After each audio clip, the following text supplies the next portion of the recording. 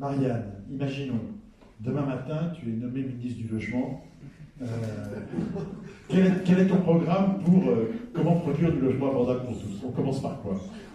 Moi, je reviens. Alors, vraiment, ma conviction personnelle, parce que j'ai été adjointe à l'urbanisme. C'est pour ça que vraiment, les permis de construire, c'est très compliqué. Faut vraiment, c'est comme les demandes de logement social, c'est pas vrai que ça se taille des permis. J'ai été adjointe dans une ville où il y avait beaucoup de ZAC. Et je peux vous assurer que c'est très encadré, et heureusement d'ailleurs. Mais voilà, donc bon. Mais, et donc, sur toute mon expérience professionnelle sur la question de l'urbanisme et de logement, je reviens à la table de route précédente. Moi, je suis profondément convaincu, vraiment, que la question centrale, c'est la question du foncier. Alors là, c'est plus mon cœur de métier, mais vraiment j'en suis persuadée. Je pense qu'on est dans une société, d'ailleurs, on va bientôt finir le second quinquennat d'Emmanuel Macron, qui avait commencé son premier quinquennat en disant qu'il voulait s'attaquer à la rente. Il s'est absolument pas attaqué à la rente absolue, qui est pour moi la rente foncière, parce qu'on parle de la rente immobilière, mais d'un certain point de vue, le propriétaire, il doit entretenir, il doit gérer, il doit faire de la gestion locative, enfin, alors il peut regarder comment ça marche, comment se fait la marge, si elle est maîtrisée, etc. Mais la rente totale, c'est la rente foncière. Il n'y a rien à faire. La rente foncière, c'est la rente. Je suis propriétaire parce que mes parents ont été propriétaires, ou parce que j'ai eu l'occasion de devenir propriétaire à un moment, ou parce que j'étais propriétaire de quelque chose qui n'était pas très constructible, qui est devenu beaucoup plus constructible par opportunité, par une décision qui ne relève pas de moi, dans laquelle je n'ai pas particulièrement mis d'énergie et de travail. À la fin, mon truc prend de la valeur. Et je participe au réenchérissement du coût global de l'immobilier et donc aux difficultés de logement de nos concitoyens. Donc vraiment, je pense que c'est un sujet central, vraiment c'est la question du foncier. On a parlé des OFS, je pense que, alors, pour tout vous dire, je vais vous raconter une anecdote, on a un comité de direction à l'USH, il y a quelques temps, on a fait un séminaire sur les propositions pour 2032, en même temps qu'on fait travailler nos adhérents. Moi, j'avais porté la proposition de socialisation complète des sols, mais même le CODIR de l'USH ne m'a pas suivi. Donc, voilà. J'ai été mise en minorité par mon propre comité de direction. Et je ne crois pas que mes adhérents prendront cette option-là. Ceci dit, je crois qu'il y a un vrai sujet OFS. C'est très important d'avoir bien le sujet en tête. Parce que c'est pareil, là, il faut être attentif. Il y a beaucoup de gens qui parlent de la dissociation foncier-bâti. Il y a deux approches, et les OFS sont une très bonne chose, les OFS publics de collectivités locales, les OFS pilotés par des organismes HLM, voilà. Il faut beaucoup se méfier, en revanche, je le dis tout de suite, à un moment il y avait un projet de loi qui parlait des OFL. Alors nous on était les OFS, et puis il y avait les OFL, les offices, les organismes fonciers libres. Alors ça c'est exactement l'inverse de la logique, c'est-à-dire c'est de créer des grandes foncières privées qui capteront le foncier. Non mais c'est pour ça, le terme dissociation foncier-bâti ne suffit pas. Il faut savoir quelle est la structure qui capte le foncier. Est-ce que c'est une structure de régulation publique ou pas? Et je le dis parce que, par exemple, il y a des gens qui s'expriment beaucoup sur la question du logement, je pense à M. Lépine par exemple, qui poussent beaucoup, non mais voilà, heureusement ça marche pas, voilà, mais qui poussent beaucoup, qui disent ah oui c'est vrai, il faut dissocier le foncier et le bâti, puis pour alléger la charge. Alors c'est vrai qu'à court terme ça allège un petit peu, mais derrière ce qu'ils décrivent, c'est des modèles de foncières privées. Et ça, ce serait l'étape, à court terme, ça ne se verrait pas tout de suite, mais projeté dans le temps, ce serait une dégradation supplémentaire. Voilà. Donc vraiment pour moi, oui, la mère des batailles, c'est le foncier, et c'est la maîtrise publique du foncier. Eh bien merci. Merci à tous, je pense qu'on peut les applaudir.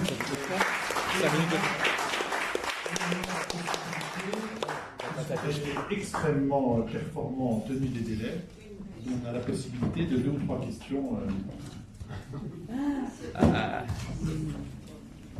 Oui. J'ai une question pour Lionel Pancrazio. Est-ce que c'est possible d'expliquer rapidement en quoi le modèle coopératif d'habitants est non spéculatif? Bien sûr. Dans ce que nous portons au sein de l'ADICOP, et j'irai complètement dans le sens de ce que Marianne a exprimé, extrêmement vigilant sur la structure de détention et le fait qu'on ne soit pas en train de créer des véhicules spéculatifs de demain, quelle que soit leur forme. Ce qu'on a mis en place, c'est donc une structure dans laquelle il y a des personnes physiques ou des structures de l'économie sociale et solidaire, puisqu'il peut y avoir des personnes qui ont envie d'investir sans que la rémunération coopération soit au-delà d'un seuil qui est celui du livret A ou ces éléments. Comme ça, il n'y a pas de spéculation dans le modèle financier lui-même. Il y a une part de la fédération qui est dans la coopérative, une fois, quel que soit le capital. Et cette part, elle évite que toute dissolution puisse être faite de la coopérative. Comme ça, dans le temps, la coopérative, elle prend une posture qui est celle de dire je fais du logement à prix coûtant. Et une fois que la coopérative elle a fini de rembourser ses emprunts, elle peut se permettre de faire du très social. Parce que par définition, elle a des ressources complémentaires. Et ce qu'on voit dans les pays plus matures, c'est qu'à ce moment-là, quand elle a remboursé ses emprunts, elle peut même se permettre de créer une deuxième coopérative. Et donc, dans le temps, on ne fait qu'abaisser le prix de revient du logement comme on le vit finalement dans un schéma propriétaire. Ce qui a un vrai intérêt pour des personnes notamment qui sont retraitées, parce qu'on sait bien qu'à la retraite, on a souvent des ressources financières qui sont moindres. Et on a plutôt un profil aujourd'hui sociologique en France qui fait qu'on a de moins en moins de ressources par rapport aux revenus, au regard de ce qu'on a vu. Donc c'est ça le modèle non spéculatif qu'on a mis en place. Et ce qu'on a demandé aussi, c'est que ce modèle, comme on est... la coopérative nous a paru intéressante puisque c'est une voie, quel que soit le capital, c'est qu'on remonte au Conseil supérieur de la coopération et que donc il y ait une double protection. Il y a une protection au niveau de la fédération agricole et il y a une protection au niveau du Conseil supérieur de la coopération pour qu'à aucun moment une coopérative puisse dissoudre et devenir une structure privée, parce que c'est ça le risque. Comme on est tous mortels, malheureusement, demain, on ne sait pas ce qui peut se passer. Donc on a mis cette double protection en se disant soit l'État, mais on sait que malheureusement on voit de par le monde des États voyous, donc, mais là ça peut être l'État via le Conseil supérieur de la coopération, et à l'inverse, les coopérateuristes entre eux se régulent au travers de la fédération pour éviter qu'il puisse y avoir une dissolution, pour essayer d'avoir la protection maximale. C'est ça qu'on a fait. Mais c'est comme ça qu'on est partant pour travailler avec des OFS, avec des bailleurs sociaux, parce que si on commence à faire ça, on va renforcer encore la protection, évidemment, avec des organismes qui sont très régulés, qui sont aussi dans ces éléments. Et nous, on apporte l'ingénierie sociale. Et pour bien connaître les structures de logement social, vous bossez beaucoup quand vous êtes dans le logement social. Et vous savez comme moi que gérer des individus, ça prend beaucoup de temps. Et bien nous, c'est ça qu'on a mis en place comme innovation sociale. C'est comment on discute avec des personnes pour les faire aboutir à un projet. Et ce qu'on souhaiterait, c'est pouvoir le faire en amont pour que du coup on ait des opérations, comme Eric l'a très bien expliqué, un peu plus riches, qui répondent mieux, qui soient plus adaptés, parce que tout ça, ça prend du temps. Et aujourd'hui, ce temps, il n'est pas valorisé, il n'est pas mobilisé.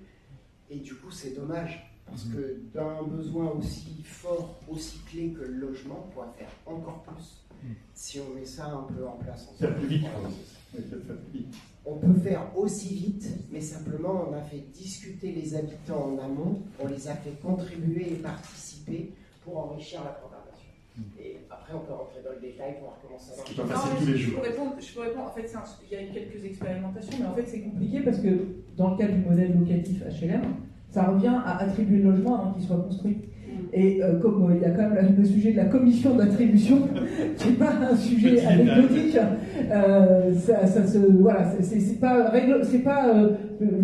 voilà, il y a un sujet quand même derrière du cadre législatif et réglementaire de l'attribution du logement en fait. C'est que ça revient à sélectionner les candidats avant même que l'opération ne soit construite et indépendamment des besoins prioritaires qui pourraient s'exprimer au moment où le logement sera livré. C'est ça la difficulté en fait. Et l'administration est quand même assez fermée pour l'instant, on peut le dire, sur le sujet, sur le locatif. Alors, sur l'accession, c'est autre chose. Mais... Ce que je peux dire sur le logement, si je peux, sur ce que je peux dire. Non, mais je réfléchissais, je me suis soutenu. Merci Marianne. C'était quoi le problème? Ça y est, je sais. En fait, c'est en ça où si on dézoome un petit peu et qu'on va à l'échelle plus du quartier, y compris en locatif, parce que la coopérative c'est du locatif, on gère ce problème technique parce que le bailleur fait son métier évidemment et dans les règles, et la coopérative elle fait son métier aussi dans les règles avec la non-spéculation et ces éléments-là, mais il y a une instance de dialogue qui est possible réglementairement, parce que ça on l'a fait dans des opérations, qui permet de regarder pas seulement les futurs habitants côté bailleur social, mais aussi côté coopérative, et de créer une complémentarité. Et ça, c'est complètement légal, on l'a complètement mené, mais simplement, ce n'est pas habituel dans nos pratiques. C'est ça. Mais en revanche, légalement, c'est complètement validé aujourd'hui. C'est pour ça que je vous disais, ça fait 20 ans qu'on existe, on a mis 10 ans à créer les opérations, parce que toutes ces questions, on a dû les poser, les amener, mais on a des solutions. Il faut un peu changer le logiciel, quoi. Avant que Bernard ne clôture, y a-t-il encore des questions? Une question?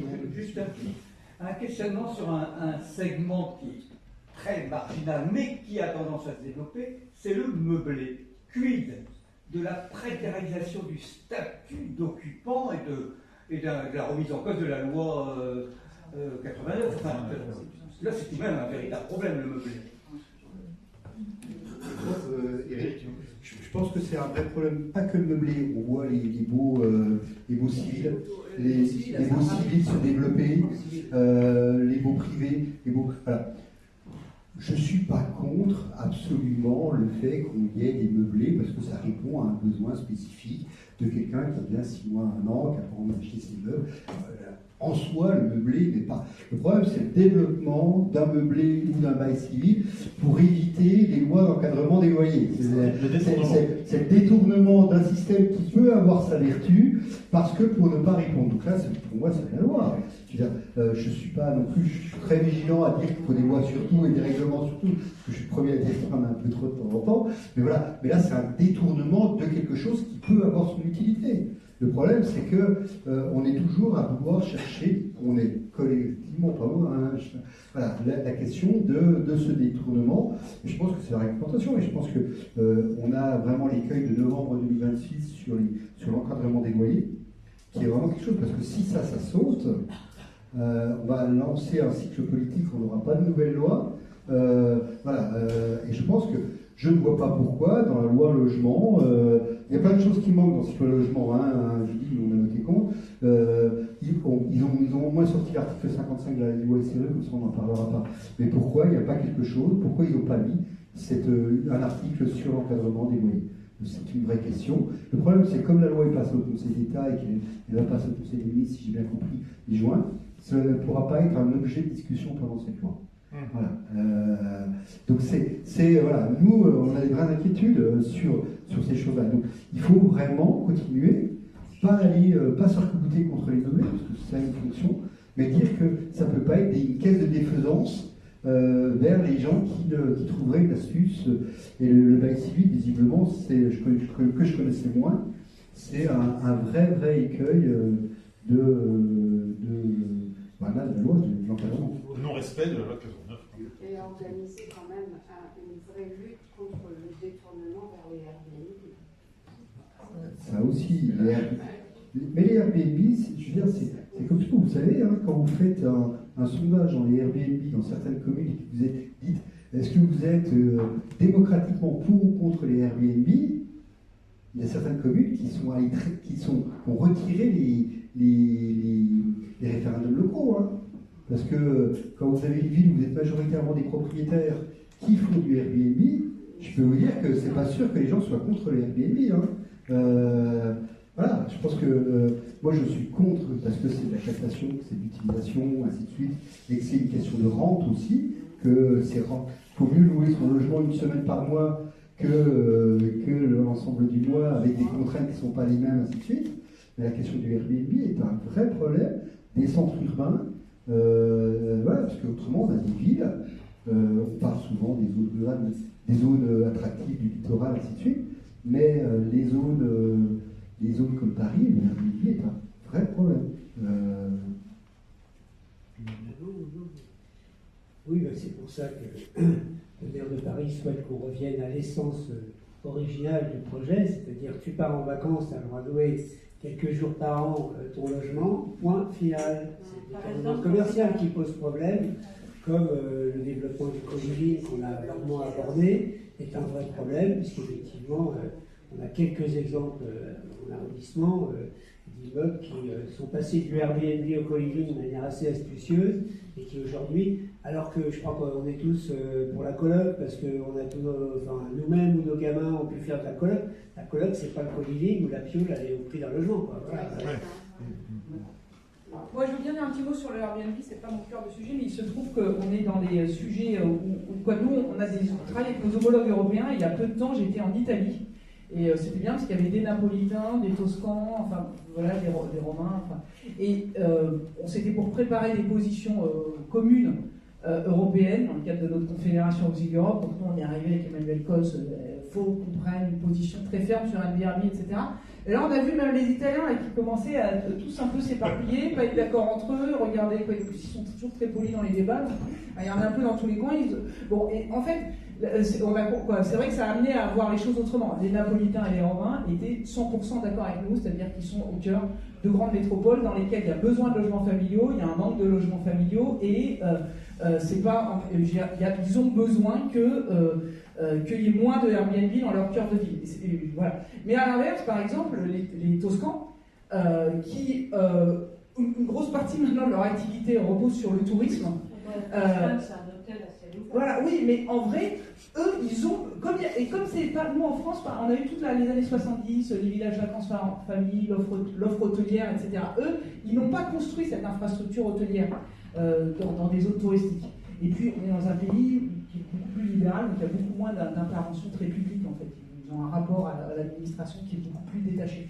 Et en fait, par exemple, non mais c'est vrai, et les Toscans, et pourtant là je suis en Italie du Nord, mais je parle des Toscans.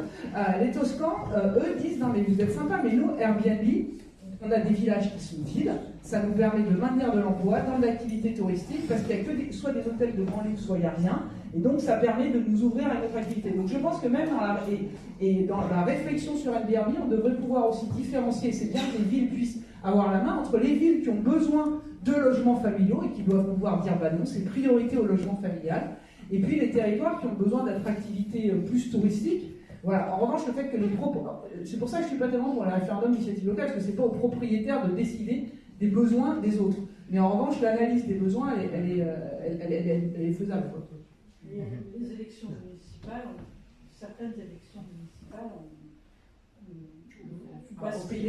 au Pays Basque, ils ont des débats très forts sur les sujets. À La Rochelle, oui, 60 Je te rejoins, Marianne, c'est des villes portugaises. Très intéressant de regarder le Portugal. Une ville comme Porto, sans la location immobilière, serait dans un état de décomposition complète. Et pour discuter avec des urbanistes du côté de Porto, ce qui sauve le patrimoine, vous savez, Porto, c'est comme ça, ce qui est en bas, c'est pourri. Si on n'y vivrait pas, hein. Et ce qui est en train de grignoter le fait que les bâtiments ne se déconstruisent pas, c'est le Airbnb. C'est-à-dire que les gens ont trouvé qu'il y avait une instabilité. Et donc je te rejoins. C'est pas l'outil en soi du Airbnb n'est pas complètement à abolir. C'est comme le logement meublé, mais pas partout et pas sans réglementation, parce que c'est là. Autrement, on a Paris, on a des immeubles en bailleur social. Hein. J'ai des locataires qui font du Airbnb. Je peste. Paris Habitat attaque très régulièrement ceux qui le font mal. C'est anecdotique, c'est pas la majorité, mais quand même. Ça montre quand même un état d'esprit que. Voilà. Et donc voilà, c'est pas les outils en soi, c'est l'utilisation des outils et donc les garde-fous qu'on met dans les outils. Oui, je suis trop bavard. Merci beaucoup.